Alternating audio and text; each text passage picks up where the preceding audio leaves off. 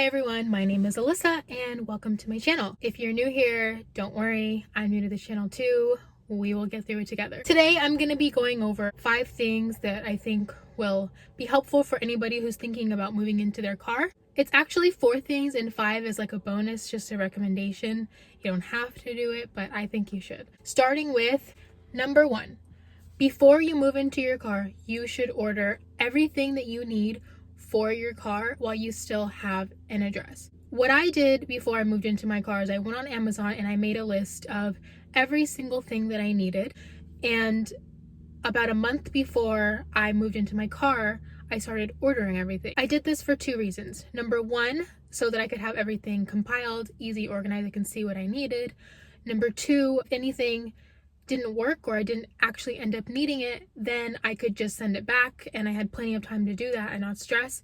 And number 3, because with things like, say, my Jackery, you can't just walk into Walmart and get that. You have to order it online. It's much better to do that while you have an address, because if not, I mean, if you live in a big city, you can maybe do an Amazon locker, but you still have to put in an address. So just make things easy on yourself and order everything that you need to live in your car before you move into your car. Number 2, you need to update all of your mailing addresses.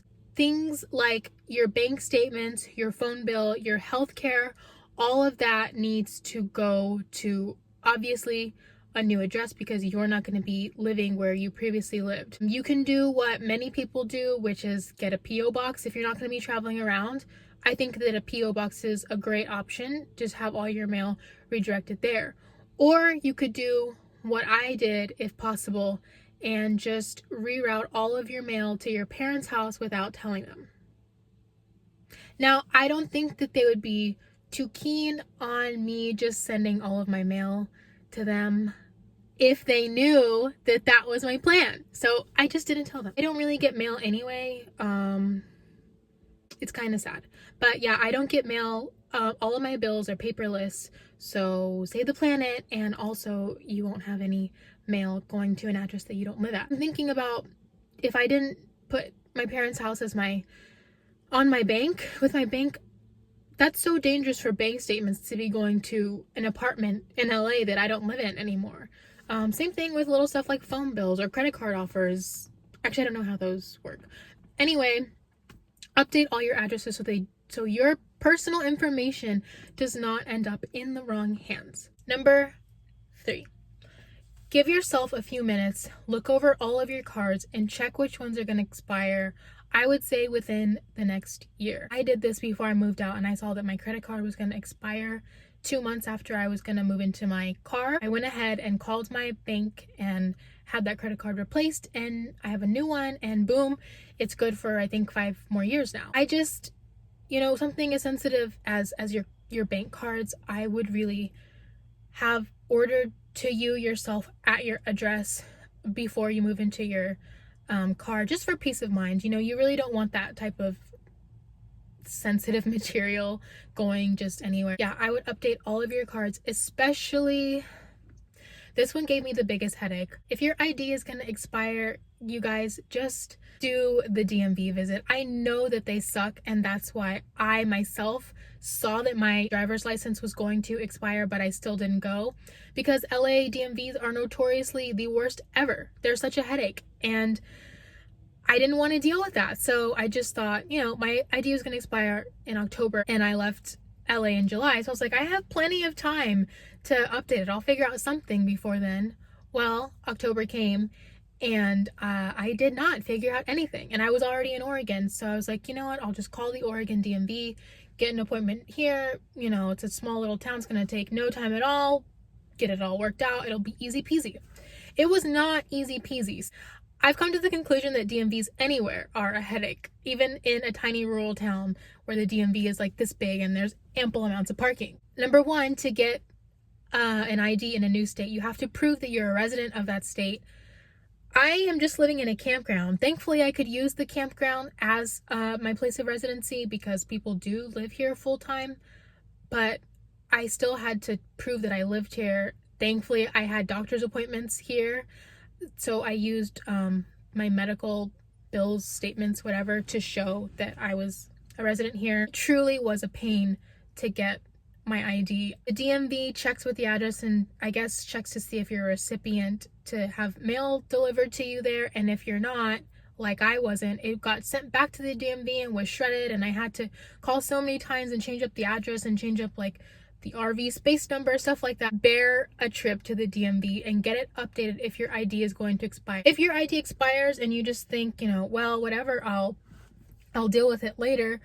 I mean, you're going to be driving around with an expired license, and that, if you get pulled over, will be a hefty ticket. And if you're living in your car, I assume that that is a very unwanted expense. It would be an unwanted expense for me. Anything that I have to pay for now with money is pretty much an unwanted expense. So update your cards before you move into your car while you have an address where those cards can be sent to you securely.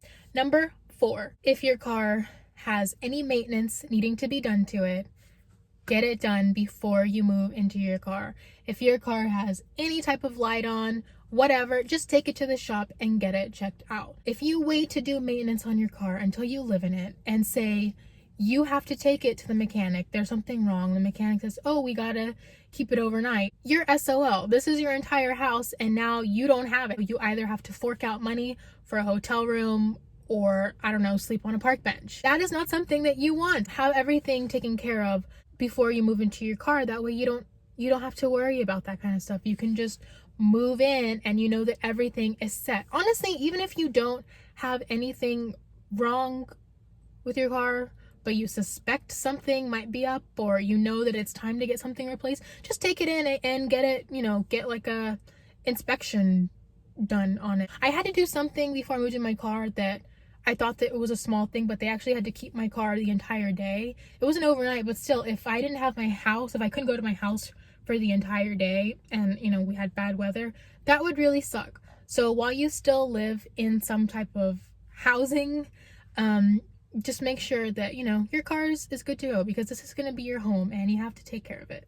And last but not least, number 5, this one is, again, like I said, kind of a bonus one. I still recommend that you do it. I did it and I am very glad that I did. If you're going to be living in your car, you should definitely register with AAA if you're not. I had no idea what AAA really was before I moved into my car. A friend just told me to get it when he found out that I was going to be living in here. And it just has given me such peace of mind. Thankfully, I've never had to use it, but I mean, it was like $25, I think, for the cheapest tier. That's for a whole year. And if I lock myself out of my car or I need a tow, I can just call them and, you know, I'll be on my way. I'm not proud to admit it, but I know absolutely nothing about cars and I live in one. I mean, it's probably a no-no, let's just be honest. I should know how to change my tire. I should know how to check the oil in my car, but I don't. I haven't watched enough YouTube videos on them yet.